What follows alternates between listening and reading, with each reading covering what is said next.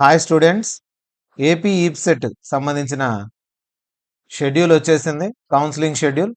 So ఈ schedule చూద్దాం. Date of issue of notification 4వ తేదీ నోటిఫికేషన్ రిలీజ్ అవుతుంది. న్యూస్ పేపర్లో 5వ తేదీ వస్తుంది నోటీసు. ఇంకా రిజిస్ట్రేషన్ ఎప్పుడు స్టార్ట్ అవుతుందంటే 7th జూలై నుండి 16th జూలై లోపు ప్రాసెసింగ్ ఫీజు కట్టి కౌన్సిలింగ్ ప్రాసెస్కు రిజిస్ట్రేషన్ చేసుకోవాలి. సో ఫస్ట్ స్టెప్ ఏమంటే, కౌన్సిలింగ్కు రిజిస్ట్రేషన్ చేసుకోవాలనుకునే వాళ్ళు ఫస్ట్ ఆన్లైన్ ప్రాసెసింగ్ ఫీజు కట్టాలి వెబ్సైట్కి వెళ్ళి. అది ఎప్పటి నుంచి ఎప్పటి లోపల అంటే 7th జూలై నుంచి 16th జూలై లోపు ప్రాసెసింగ్ ఫీజు కట్టుకోవాలి. ఇక అక్కడే హెల్ప్ లైన్ సెంటర్ల లిస్ట్ కూడా వస్తుంది మీకు. సో 6th అన్ని డీటెయిల్స్ వస్తాయి, మనం చూద్దాము. హెల్ప్ లైన్ సెంటర్ల డీటెయిల్స్ వస్తాయి. ఆ హెల్ప్ లైన్ సెంటర్లకు వెళ్ళి ఏం చేయించాలంటే 7th నుంచి 17th లోపు వెరిఫికేషన్ ఆఫ్ అప్లోడెడ్ సర్టిఫికేట్స్. మీరు ఆన్లైన్లో సర్టిఫికేట్స్ అప్లోడ్ చేయాలి. చేసినట్టువి వెరిఫై చేయించడానికి హెల్ప్ లైన్ సెంటర్స్కి వెళ్ళాలి 7 నుంచి 17th వరకు. అది కొన్నిసార్లు ఏమవుతుందంటే ఆన్లైన్లో అప్లోడ్ చేసినట్టువే మీకు వెరిఫైడ్ అని వచ్చేస్తుంది. వాళ్ళు మళ్ళీ హెచ్ఎల్సీకి వెళ్ళాల్సిన అవసరం ఉండదు. వెరిఫై కాకపోతే హెల్ప్ లైన్ సెంటర్కి వెళ్ళి వెరిఫై చేయించుకోవాల్సి వస్తుంది. లేదంటే ఆన్లైన్లోనే మీ సర్టిఫికేట్స్ వెరిఫై అయినట్లు వచ్చేస్తుంది మెసేజ్. ఇక వెబ్ ఆప్షన్స్ ఎప్పటి నుంచి పెట్టుకోవాలంటే 10th జూలై నుండి 18th జూలై లోపు వెబ్ ఆప్షన్స్ పెట్టుకోవడానికి ఛాన్స్ ఇస్తారు. ఆ వెబ్ ఆప్షన్స్లో వీలైనన్ని కాలేజీలు, మీకు వీలైనన్ని ఎక్కువ కాలేజీలు ఆప్షన్స్లో పెట్టాలి మీ ర్యాంక్ని బట్టి. మన ప్రీవియస్ వీడియోలో చూడండి, ఏ ర్యాంక్కి ఏ కాలేజ్ వస్తుంది అనేది కూడా డీటెయిల్స్ చూసుకోవడానికి వీలుగా ఉంటుంది అక్కడ. సో దాన్ని బట్టి మీరు ఎన్ని కాలేజెస్ వీలైతే, టాప్ కాలేజెస్ నుంచి నెక్స్ట్ బాటమ్ వరకు ఎన్ని కాలేజెస్ వీలైతే అన్ని కాలేజెస్ ఆప్షన్స్లో ఇవ్వండి, ఎందుకంటే మళ్ళీ మిస్ కాకుండా. మీకు వెబ్ ఆప్షన్స్ చేంజ్ చేసుకోవడానికి మీరు పెట్టినట్టు ఏదైనా మిస్టేక్ ఉండి లేదా ముందుది వెనక్కి మార్చుకోవాలనుకుంటే 19th ఒకరోజు ఆప్షన్ ఉంటుంది మీకు వెబ్ ఆప్షన్స్ మార్చుకోవడానికి. ఆర్డర్ చేంజ్ చేసుకోవడం లేదా ఇంకోటి కొత్తది ఏదైనా యాడ్ చేసుకోవడం అయితే వెబ్ ఆప్షన్స్ చేంజ్ కోసం 19th ఒకరోజు. తర్వాత రిలీజ్ ఆఫ్ సీట్ అలాట్మెంట్.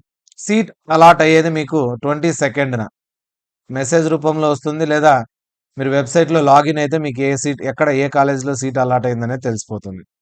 ఇక అలాట్ అయిన వెంటనే ఆన్లైన్లోనే మీరు ఏం చేయాలంటే సెల్ఫ్ జాయినింగ్ ఇచ్చేసేయాలి. మీరు వెల్లింగ్ జాయిన్ కావడానికి అని 23rd నుంచి 26th లోపు మీరు ఏం చేయాలంటే సెల్ఫ్ జాయినింగ్ ఇచ్చేసి దాన్ని ప్రింట్అవుట్ తీసుకొని కాలేజ్కి వెళ్ళి రిపోర్ట్ చేయాలి. మీకు ఏ కాలేజ్ అయితే అలాట్ అయిందో ఆ కాలేజ్కి వెళ్ళి రిపోర్ట్ చేయాలి. ఫర్ ఎగ్జాంపుల్ మీకు అలాట్ అయిన కాలేజ్ నచ్చలేదు అనుకోండి, సెల్ఫ్ జాయినింగ్లోనే నాట్ విల్లింగ్ అని ఇచ్చేసేయచ్చు. మరి సెకండ్ ఫేజ్ కౌన్సిలింగ్ వెళ్ళొచ్చు. కాలేజ్ అలాట్ అయిన వాళ్ళు 26th లోపు మీరు రిపోర్ట్ చేసి August 4 నుంచి క్లాసెస్కి అటెండ్ అవ్వచ్చు ఆ కాలేజ్లో. సో ఇది టోటల్ ప్రాసెస్. ఇక మీరు ఏం చేయాలంటే వెరిఫికేషన్ కోసం ఆన్లైన్లో మీ సర్టిఫికేట్స్ అప్లోడ్ చేయాలి కదా. ఏ సర్టిఫికేట్స్ రెడీగా పెట్టుకోవాలి అప్లోడ్కు. ముందు ఏం చేయాలంటే ప్రాసెసింగ్ ఫీజు కట్టేయాలి, online payment. EAPCET rank card మీ దగ్గర పెట్టుకోవాలి. ర్యాంక్ కార్డ్ అంటే మీకు ర్యాంక్ వచ్చి ఉంటుంది కదా, దాన్ని ప్రింట్అవుట్ తీసుకోవాలి. హాల్ టికెట్ మీ దగ్గర ఉంటుంది, లేకుంటే మళ్ళీ ప్రింట్అవుట్ తీసుకోవచ్చు వెబ్సైట్ నుంచి. మీ 10th class certificate, intermediate certificate అంటే మార్క్ లిస్టులు, 10th class mark list, intermediate mark list, 6th నుంచి 12th వరకు అంటే ఇంటర్మీడియట్ వరకు ఉన్న స్టడీ సర్టిఫికేట్స్ రెడీగా పెట్టుకోవాలి. మీ టీసీ కాలేజీలో సబ్మిట్ చేయాలి కాబట్టి ఇది కూడా ముందు చదివిన కాలేజ్ నుంచి టీసీ, స్కూల్ నుంచి టీసీ తెచ్చుకోండి. స్కూల్ నుంచి కాదు, కాలేజ్ నుంచి. ఇంటర్మీడియట్ అయిపోయిన తర్వాత స్కూల్లో స్టడీ సర్టిఫికేట్స్, కాలేజ్ అంటే స్కూల్ది మళ్ళీ టీసీ అవసరం లేదు ఇప్పుడు, ఓన్లీ ఇంటర్మీడియట్ మాత్రమే.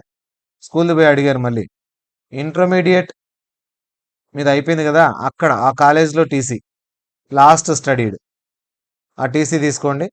ఇన్కమ్ సర్టిఫికేట్ రీయింబర్స్మెంట్ రావాలి కాబట్టి ఇన్కమ్ సర్టిఫికేట్ కంపల్సరీ, లేదంటే ట్యూషన్ ఫీజు రీయింబర్స్మెంట్ రాదు మీకు. ఇన్కమ్ సర్టిఫికేట్ చేయించుకోండి. క్యాస్ట్ సర్టిఫికేట్ మీరు ఓసీ అయితే అవసరం లేదు, ఈడబ్ల్యూఎస్, బీసీ, ఎస్సీ, ఎస్టీ వాళ్ళు ఖచ్చితంగా క్యాస్ట్ సర్టిఫికేట్ చేయించుకోవాలి. ఈడబ్ల్యూఎస్ వాళ్ళు ఈడబ్ల్యూఎస్ సర్టిఫికేట్ చేయించుకోవాలి. అండ్ పీహెచ్ కేటగిరీ కానీ ఇంకా స్పెషల్ కేటగిరీ ఏదైనా స్పోర్ట్స్, ఎన్సీసీ ఉండేవాళ్ళు ఆ సర్టిఫికేట్స్ కూడా రెడీగా పెట్టుకోవాలి. ఇవన్నీ అప్లోడ్ చేయాల్సి ఉంటుంది.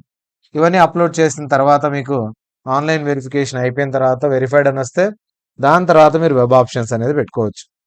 వెబ్ ఆప్షన్స్ పెట్టేటప్పుడు జాగ్రత్తగా మీరు ముందుగానే టాప్ కాలేజెస్ ఏవి, మీ ర్యాంక్కి ఏ కాలేజ్ రావచ్చు అనేది పెద్ద లిస్ట్ తయారు చేసి పెట్టుకొని, అదే ఆర్డర్లో ఆ కోడ్ ప్రకారం కాలేజ్ కోడ్లు కూడా ఎంటర్ చేసి పెట్టుకొని, దాని ప్రకారం వెబ్ ఆప్షన్స్ పెట్టుకుంటే వీలుగా ఉంటుంది. లేదంటే 300+ కాలేజెస్ ఉన్నాయి కాబట్టి నెట్ సెంటర్కి పోయి అప్పటికప్పుడు పెట్టాలంటే కన్ఫ్యూజ్ అయిపోతారు. ముందుగానే నోట్ చేసి పెట్టుకోండి.